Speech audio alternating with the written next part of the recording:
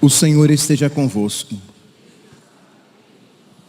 Proclamação do Evangelho de Jesus Cristo segundo João.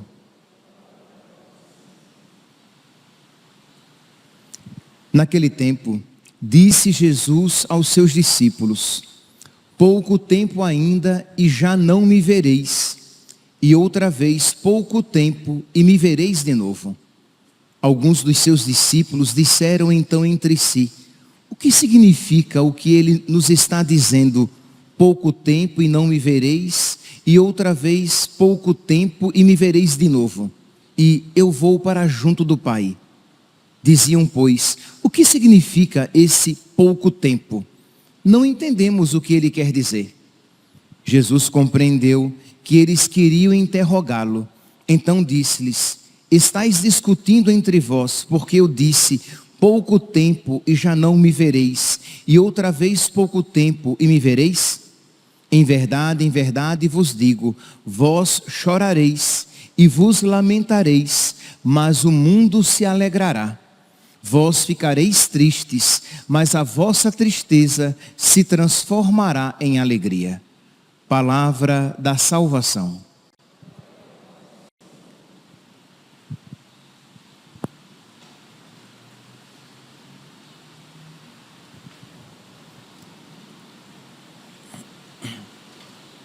Caríssimos irmãos e irmãs, nós estamos, hoje faz 40 dias que Jesus ressuscitou. Em todo o mundo, hoje se celebra o dia da Ascensão do Senhor. Só que, como é um dia santo de guarda, e aqui no Brasil não é feriado, a igreja transfere esta celebração para o próximo domingo.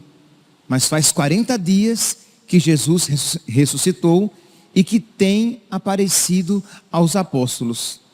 Amanhã nós começaremos a nossa novena de Pentecostes, que nós iremos suplicar o Espírito Santo com os seus dons, com a sua presença, para que a nossa fé seja renovada, seja revitalizada, para que tudo aquilo que Jesus Cristo nos alcançou com a sua paixão, morte e ressurreição, e sejam vivos, né, todos aqueles dons, e sejam vivos em nós, para que a presença de Jesus esteja viva e vivificante em nós. Pois bem, e o Evangelho de hoje, embora hoje nós não estejamos celebrando a ascensão do Senhor, o Evangelho nos dá a ocasião de, à luz desta realidade da ascensão, meditar este Evangelho. Diz aqui que Jesus se utiliza de palavras meio enigmáticas, dizendo: pouco tempo ainda e já não me vereis. E outra vez, pouco tempo e me vereis de novo. E diz que os apóstolos não compreendem. O que é que ele está falando? Do que é que ele está falando? A respeito do que ele está falando? Ora, o contexto primeiro, imediato, Jesus está falando aqui da sua paixão. Nós estamos no capítulo 16 de São João. Jesus está se despedindo porque ele vai morrer. Ele vai sofrer a paixão, ele vai ser preso, ele vai ser crucificado. Então Jesus está falando o quê? Pouco tempo ainda e já não me vereis, mas ele ressuscitará. Então, e outra vez, pouco tempo e me vereis novamente. E um pouquinho abaixo aqui no versículo 19, no versículo 20, e Jesus continua: vós ficareis tristes, mas a vossa tristeza se transformará em alegria. Isto é, ele vai ser morto, ele vai ser preso, ele vai ser morto, ele vai ser crucificado, ele vai morrer, e os apóstolos vão se entristecer. Mas a vossa tristeza se transformará em alegria quando eles virem Jesus ressuscitado. Aqui, digamos, é o primeiro sentido, o sentido histórico, mas que nós podemos fazer uma aplicação para essa realidade, este mistério, essa verdade que nós iremos celebrar, nós aqui no Brasil, neste próximo domingo, a ascensão do Senhor. Isto é, quando o Senhor diz, pouco tempo ainda e já não me vereis, Jesus está falando o quê? Que ele vai subir aos céus, e os apóstolos e os discípulos não verão mais Jesus. Eles serão privados da visão do Senhor. Eles não terão essa experiência física. E é claro que nós podemos aqui imaginar que isso causou tristeza. Porque imagine, eles tinham o nosso Senhor. Eles tinham a presença de nosso Senhor. Mas Jesus diz, vós não me vereis. E outra vez, pouco tempo, e me vereis novamente. Como assim?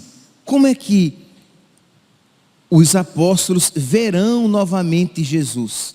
Eles verão novamente Jesus, porque com a vinda do Espírito Santo, uma nova maneira, uma nova visão, um novo tipo de presença será inaugurado. Eles serão privados da visão física, mas eles serão contemplados com a presença viva.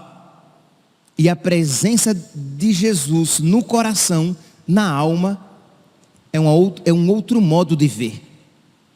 Então, repito, a presença viva de Jesus na alma, inaugurada em Pentecostes, é um outro modo de ver Jesus, de ter Jesus, e um modo privilegiado. Isto é, aquilo que eles receberão após a ascensão será muito maior do que aquilo que eles aparentemente perderam com a ascensão. Então, repito, pouco tempo e já não me vereis. Jesus vai subir aos céus. E outra vez pouco tempo e me vereis de novo. Esse modo de ver, esse novo tipo de presença que será inaugurado em Pentecostes. Versículo 20. Vós chorareis e vos lamentareis, mas o mundo se alegrará. Vós ficareis tristes, porque eles vão perder o Senhor. Eles não mais poderão tocar o Senhor, ver com os olhos da carne. Mas a vossa tristeza se transformará em alegria, porque eles receberão muito mais. Porque agora eles terão um contato no Espírito, eles terão um contato por meio da fé. E repito, meus irmãos, aquilo que eles obtiveram a partir de Pentecostes foi infinitamente maior do que aquilo que eles tinham antes de Pentecostes. Isto que nós temos é muito maior do que aquilo que eles tinham quando caminhavam com o Senhor. Que quando caminhavam com o Senhor antes da vinda do Espírito Santo, eles viam o Senhor com os olhos da carne. Mas nós podemos ter uma experiência viva do Senhor na nossa alma. Antes eles viam, eles experimentavam a partir dos sentidos. Nós podemos contemplar uma verdade a partir da fé. Deus está comigo. Meus irmãos, dentre tantos dons, tantas graças que nós podemos pedir durante esta novena de Pentecostes, e que nós podemos pedir para nós e para os outros, nós precisamos pedir a Deus que nos conceda a fé, o dom da fé. aquela certeza a respeito de Deus, que não nos vem por meio dos sentidos, mas que nos vem por meio da fé, e que é uma verdade que mesmo que não seja sentida, que mesmo que não seja sensivelmente experimentada, é uma realidade crida e que move a nossa vida e que move o nosso viver, e que nos dá a certeza que mesmo que nós choremos, a nossa tristeza se transformará em alegria. Isto é, os apóstolos aparentemente tinham perdido o Senhor. Tinham perdido, seja na sua morte, tinham perdido por meio da ascensão, mas eles receberam algo muito maior.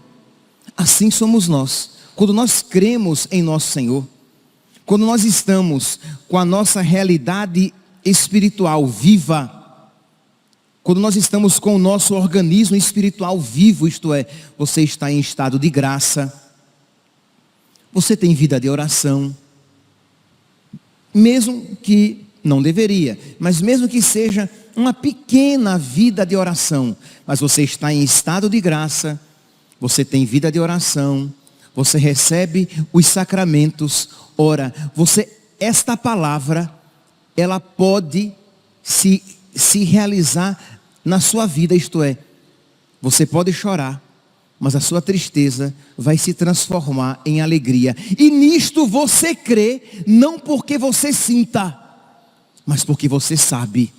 É uma verdade contemplada pela fé. Tudo concorre para o bem dos que amam a Deus. Deus é providente, Deus me ama, Deus é fiel e Ele não me abandonará. Então você, com lágrimas nos olhos, com o coração apertado, você diz: a minha tristeza se transformará em alegria, porque Deus é bom. Mas eu não vejo, Padre. Eu estou tão tomado, tão tomada pelo sofrimento, que eu não vejo a bondade de Deus. Não que eu esteja dizendo que Deus seja mau, diz a pessoa, e eu já ouvi isso. Eu não estou dizendo, Padre, que Deus seja mau. Eu só estou dizendo que eu não vejo a bondade dEle. Você não vê com os olhos, mas você pode dar o salto na fé e dizer: mas eu creio que Deus é bom e que a minha tristeza se transformará em alegria. E se Deus permitiu essa tristeza, é porque Ele me concederá uma alegria muito maior do que aquela que eu tinha antes de perdê-la. Porque assim aconteceu com os apóstolos na paixão, assim aconteceu com os apóstolos com a ascensão, e assim acontece com todo aquele que está com o seu organismo espiritual vivo. Se ele estiver em estado de graça, se ele tiver vida de oração, se ele estiver frequentando os sacramentos, tudo concorrerá para o seu bem, de modo que vós ficareis tristes, isto é, Deus não nos privará de experiências tristes, Deus não nos privará de experiências que tentem até abalar a nossa fé, mas se nós estivermos firmes em nosso Senhor, a nossa tristeza se transformará em alegria. Vamos lá, meus irmãos. Vamos pedir a Deus então nessa novena de Pentecostes, repito, dentre tantas outras realidades, tantas outras graças que nós podemos pedir a Deus a graça da fé, pedir a Deus a graça de que nós e os nossos, aqueles por quem nós rezamos, retornem à vida da graça, isto é, que se confessem, que revitalizem, que ressuscitem o seu organismo espiritual, para que tudo concorra para o seu bem.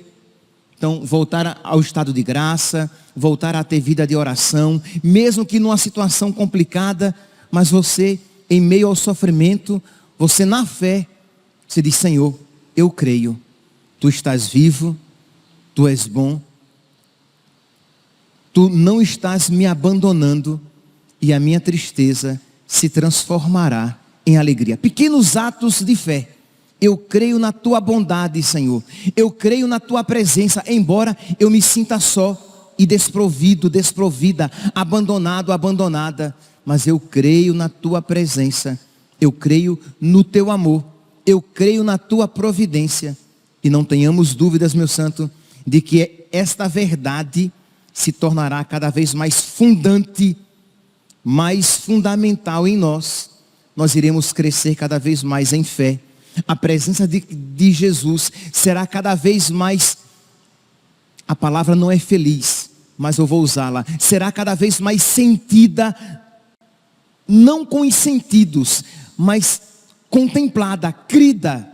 Isto é, eu creio que Deus está comigo, eu creio que Deus está vivo, eu creio que Deus é o Senhor da história, eu creio que Ele ressuscitou, eu creio que Ele não me abandonou, e eu creio que até as minhas tristezas se transformarão em alegria. Peçamos, peçamos, irmãos, meus santos, esta graça para nós. Peçamos hoje, mas tenhamos como um dos objetivos para a nossa novena de Pentecostes. Peçamos para nós, peçamos para os nossos, peçamos para toda a igreja, para que, em estado de graça e unidos a nosso Senhor, até as nossas tristezas se transformem em alegria. Louvado seja nosso Senhor Jesus Cristo. Para sempre seja louvado.